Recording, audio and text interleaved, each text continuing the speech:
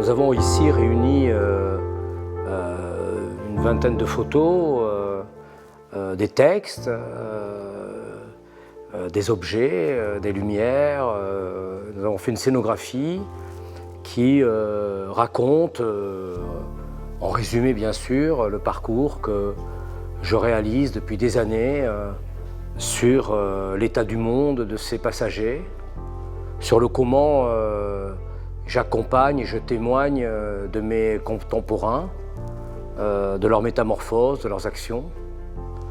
C'est un travail bien évidemment photographique, c'est un travail aussi de texte, de mots, que Caroline Gaudriot, auteure, explique et raconte à travers des livres, mais aussi des kakémonos ou des calligraphies. Nos projets partent de là, d'une discussion qu'on mène à bâton rompu, d'un dialogue. Et on retrouve ce dialogue à travers cette résonance entre la photographie et les textes. Donc moi, de mon côté, j'élabore moi-même le fil de ma réflexion à travers des livres.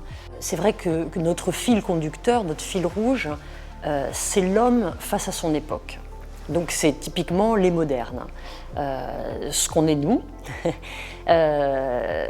avec conscience, c'est-à-dire on aime regarder ces modernes dont on fait partie, mais en essayant d'en avoir un regard un peu critique, avec un peu plus de distance, de mesure et de réflexion. C'est ce regard que nous portons en fait tous les deux sur cette époque.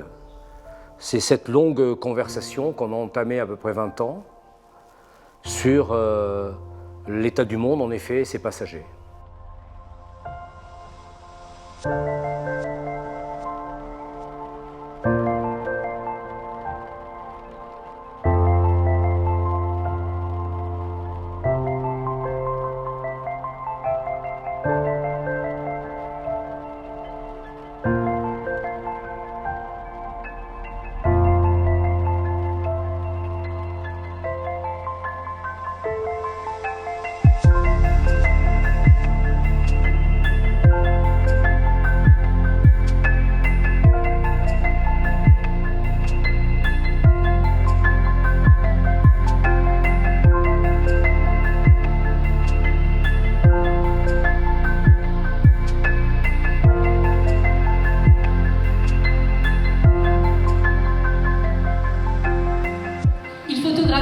Des hommes religieux, des hommes politiques, et en fait, ces photos du pape, du Dalai Lama, de Fidel Castro, vont faire la une des plus grands magazines du monde, dont Life Magazine, et c'était son rêve d'enfant.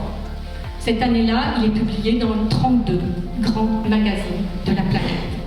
Je suis photographe depuis longtemps et j'ai construit ainsi une bibliothèque, j'ai construit un univers qui vient bien sûr de mes voyages, des événements que j'ai couverts quand j'étais reporter, mais aussi ça vient de l'observation et de la curiosité que j'ai de ce monde-là. Je regarde la télévision, je lis des journaux, je lis des livres et je vais parfois voir des choses. Mais simplement aussi de croiser quelqu'un dans une rue ou dans un aéroport me donne un état de fièvre de notre époque, de notre société. J'en suis attentif. Je fais simplement, j'ai une concentration d'observation.